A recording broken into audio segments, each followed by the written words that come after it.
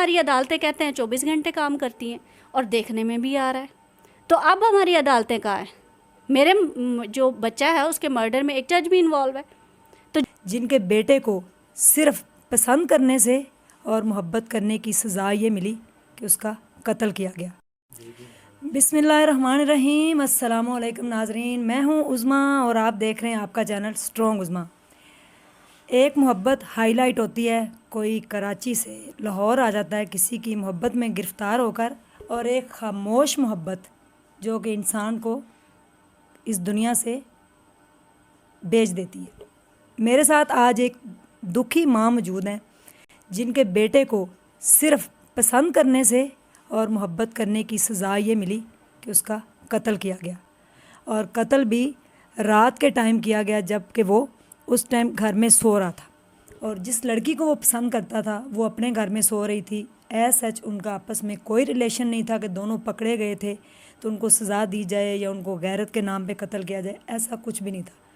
पसंद करना इतना बड़ा जुर्म बन गया कि 2-3 दिन बाद ईद है और पिछली ईद पे वो साथ था इनके और इस ईद पे नहीं है।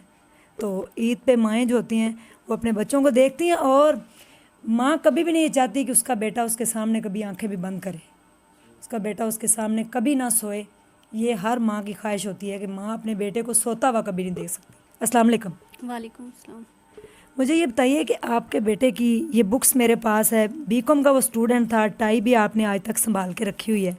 तो वो किसी को पसंद करता था, तो आपका उससे इतना फ्रेंडशिप थी कि उन्होंने आपको बताया था कि मैं किसी लड़की को पसंद करता हूँ, और जब उनका कत्ल हुआ तो आपको वो उस वक़्त उसके पास भी नहीं था, फिर भी उसको कत्ल किया गया, जबकि दुआ ज़हरा ख़ुद कराची से लाहौर आ गई और उन्होंने आके पसंद की शादी भी कर ली। केस इतना हाईलाइट हुआ है कि उसका बाप अब उसको लेने लाहौर आ रहा है कि मैं हाई कोर्ट में केस करूँगा, और ये मासूमाना जो मोहब्बत थी इसको दबा दिया गया उभरने से पहले ही। ऐसे ही है, एहसान जो है वो पसंद करता था, डेफिनेटली मुझे इस चीज़ का पता भी था। लेकिन पसंद करने के लिए उसमें ना एक चीज़ जो सबसे बड़ी वजह बनी है इस मर्डर की, वो है अमानुल्लाह। वो अमानुल्लाह उस लड़की को ट्रैप करना चाहता था, लड़की हुई नहीं, बच्चे दोनों पसंद करते थे। इसने कहा मैं एहसान को इस तरह से ट्रैप करूँगा, इनके हत्थे चढ़ जाएगा, एहसान को ये लोग मार के भगा देंगे या मर्डर कर देंगे, मेरा रास्ता जो है वो साफ़ हो जाएगा। लेकिन ऐसा नहीं हुआ। उन्होंने एहसान को भी मार डाला, उन्होंने उस बच्ची को भी मार डाला। इनका जो प्लान था, सारा प्लान जो है ना, प्री प्लान्ड, ये कोल्ड ब्लडेड मर्डर है, प्री प्लान्ड। पहले बच्चे को मारा गया उठा के, फिर बच्ची को मारा गया है। इस वाक़ये को ये लास्ट 5 जून को हुआ है, और 5 जून से अब ये आ गया मैं, ठीक है, 11 महीने होने वाले हैं, 10 हो चुके, 11वां शुरू हो रहा है।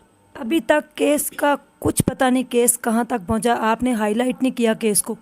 हमने केस को हाईलाइट किया, मैं कर रही हूँ और करती रहूँगी, और ईद के बाद इंशाल्लाह मैं चैनल्स के थ्रू जो है वो मैसेज दे रही हूँ कि मैं लाहौर हाई कोर्ट के बाहर भी प्रोटेस्ट करूँगी, ठीक है, और इस केस को हाईलाइट करूँगी। नूर मुकद्दम का केस एहसान के मर्डर के बाद था, लेकिन उसका फ़ैसला आ चुका। उसकी रीज़न क्या थी? क्योंकि वो मीडिया पे रहा, मेन स्ट्रीम मीडिया पे भी रहा, सोशल मीडिया पे भी रहा, ट्विटर पे भी रहा। हमारे केस को क्यों अहमियत नहीं, मुझे तो ये समझ नहीं आती, क्या हमारी जो अदलिया है, क्या हमारी जो पुलिस है, उस वक्त काम करेंगे जब इनको आईना दिखाया जाएगा मीडिया पे? उस वक्त काम नहीं करेंगे जब एक मजलूम चुप करके बैठ जाएगा, एक मजबूर चुप करके बैठ जाएगा, उस वक्त इनकी अदालतें नहीं खुलती? वैसे तो हमारी अदालतें कहते हैं 24 घंटे काम करती हैं और देखने में भी आ रहा है। तो अब हमारी अदालतें कहाँ हैं? मेरे जो बच्चा है उसके मर्डर में एक जज भी इन्वॉल्व है। तो जुडिशरी क्यों नहीं एक्शन में आती? जुडिशरी क्यों नहीं एक्शन लेती? साल हो गया, ट्रायल नहीं शुरू किया गया। पुलिस ने अपनी तरफ से बड़ी मनमानियों के साथ जो है वो केस को बिगाड़ा, पैसे लिए, ठीक है। इस बात का आईजी को भी पता है, एडिशनल आईजी को पता है, सबको पता है। क्या ये निज़ाम इतना गंदा है? ये लोगों के बच्चों के खून के ऊपर जो है वो दलाली करते हैं, खून के ऊपर सौदेबाजी करते हैं।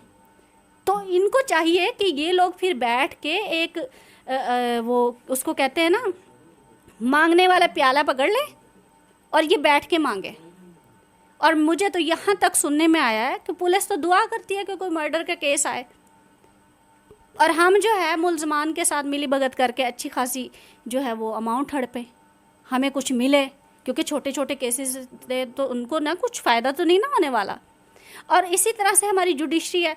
मुझे एक चीज़ की समझ नहीं आ रही, ओपन केस है, सबूत है, गवाह है, लिखा हुआ है चालान में ये लोग मर्डर है, इन्होंने कत्ल किए हैं, 2 बच्चे कत्ल हुए हैं। क्या जुडिशरी इतनी मजबूर हो चुकी है कि अभी तक ट्रायल ही शुरू नहीं करवा सकती? क्या हमें सड़कों पे खड़े होकर वावेला करना पड़ेगा, इनको आईना दिखाना पड़ेगा, हमें खुद को आग लगानी पड़ेगी? क्या करेंगे ये लोग हमारे साथ? जब आपका बेटा घर से गया एहसान, कुछ ऐसे अल्फाज कहते हैं, जब इंसान ने मरना होता है तो बेसाख्ता उसकी ज़ुबान से कुछ ऐसा निकल जाता है, या 1 हफ़्ता पहले या 10 दिन कुछ ऐसी बात हुई थी जिससे आपको लगा हो कि मेरे बच्चे को अल्लाह ना करे कुछ हो जाए? एहसान जब गांव जा रहा था ना, तो गांव जाने से जिस दिन उसने जाना था ना, 3-4 दिन स्ट्राइक रही थी बसेस की, और उसका बैग मुझे अभी भी अपनी आंखों के सामने आता है कि वहीं पे पड़ा हुआ। और मैं कहती हूँ, अब सोचती हूँ कि काश कि वो स्ट्राइक ही ख़त्म ना होती, वो जा ही ना पाता, मैं उसे भेजती ना। और जब वो वहाँ पे गया है तो मैं वैसे उसको हर जो है ना 7-8 दिन बाद कॉल करती थी, 4 दिन बाद भी कर लेती थी, लेकिन जब लास्ट टाइम गया है ना, मेरा दिल करता था मैं रोज़ उसे कॉल करूं, रोज़ उससे मैसेज चैट करती थी, रोज़ उससे वीडियो कॉल करती थी। और जिस रात उसका मर्डर हुआ है, शाम को 6:13 पे, मुझे एग्जैक्ट टाइम याद है, मैंने एहसान को कॉल की है और ये कहा है कि बेटे आपने कल आना है, टिकट्स करवा ली हैं? कहते नहीं, कल हम रात को 11 बजे निकलेंगे, तो मैं कल सुबह जाकर ना टिकट्स करवा लूँगा।